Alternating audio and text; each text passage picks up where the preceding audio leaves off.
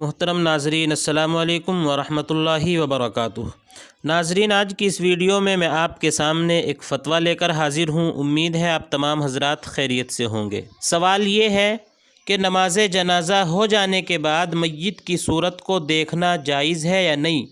اس کے بارے میں شریعت کا کیا حکم ہے؟ اس کا جواب فتاویٰ قاسمیہ کے اندر مفتی شبیر صاحب نے لکھا ہے کہ نماز جنازہ کے بعد دفن سے قبل میت کی صورت کو دیکھنا صرف دور دراز سے آئے ہوئے اعزاء اقربا کے لیے جائز ہے جنہوں نے ابھی تک صورت نہیں دیکھی، لیکن عام لوگوں کے لیے اس کی اجازت نہیں ہے، کیونکہ کبھی کبھار ایسا ہو جاتا ہے کہ اللہ کی طرف سے جو میت ہوتی ہے اس کی صورت کے اندر تبدیلی آ جاتی ہے۔ اس تبدیلی کی وجہ سے مسلمان کی ہتک حرمت ہوگی جو ممنوع ہے، نیز اس کی وجہ سے دفن وغیرہ میں تاخیر لازم آئے گی جو بروئے حدیث ممنوع ہے۔ اس لیے صرف وہ لوگ چہرہ دیکھیں جو دور دراز سے آئے ہوئے ہیں اور جنہوں نے ابھی تک چہرہ نہیں دیکھا۔ امید ہے آپ اس بات کو سمجھ گئے ہوں گے۔ ہمیں دعاؤں کے اندر یاد رکھیں۔ السلام علیکم ورحمۃ اللہ وبرکاتہ۔